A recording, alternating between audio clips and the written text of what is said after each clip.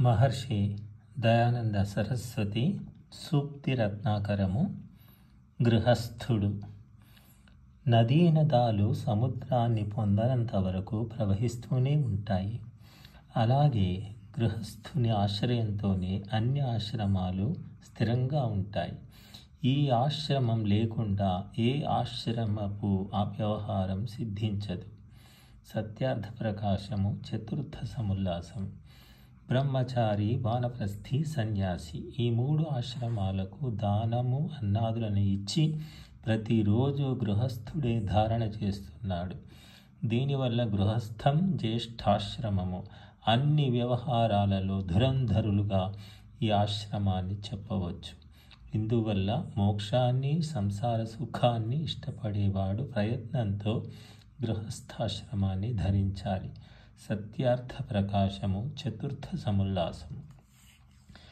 ఈ గృహస్థాశ్రమం లేకపోతే సంతానోత్పత్తి జరుగక బ్రహ్మచర్య, వానప్రస్థ, ఆశ్రమాలు ఎక్కడ నుండి వస్తాయి? సత్యార్థ ప్రకాశము చతుర్థ సముల్లాసం. ఏ మానవుడు గృహస్థాశ్రమాన్ని అనుష్ఠించడానికి భయపడకూడదు. ఎందుకంటే అన్ని మంచి వ్యవహారాలకు, అన్ని ఆశయాలకు ఈ గృహస్థాశ్రమం మూలం. ఈ గృహస్థాశ్రమం లేనిదే మానవులకు, రాజ్యాది వ్యవహారాలకు ఎప్పటికీ సిద్ధి కలుగదు. యజుర్వేద భాష్యం.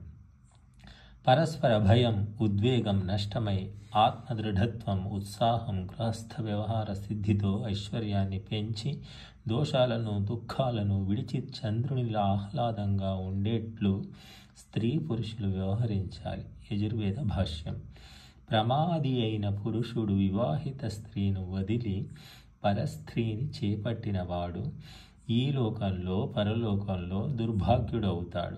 సంయమి తన స్త్రీని మాత్రమే కోరుకొనువాడు, వేరొకరి స్త్రీని కోరనివాడు రెండు లోకాలలో పరమ సుఖాన్ని ఎందుకు పొందడు? యజుర్వేద భాష్యం. గృహస్థుడు అత్యంత ప్రయత్నముతో భూగర్భ విద్యలను తెలుసుకొని ఇంద్రియాలను జయించి పరోపకారి అయి ఉత్తమ ధర్మంతో గృహస్థాశ్రమ వ్యవహారాన్ని ఉన్నతి చేసి అన్ని ప్రాణులను సుఖింపజేయాలి.